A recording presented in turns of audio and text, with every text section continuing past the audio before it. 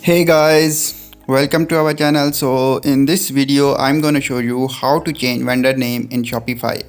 So just if you want to change the vendor name, just you have to click on the products option. So now here you can see I have multiple products here. So simply I am going to open my this product clothes, and after that our page is being uploaded.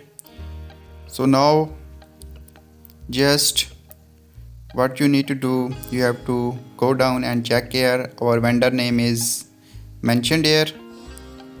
So simply now if you want to change your vendor name, just what you need to do, just type the new name here and click on add. After that just click on save button, and now wait for few seconds. So you have successfully changed your vendor name. So this is very easy step to change your vendor name in Shopify.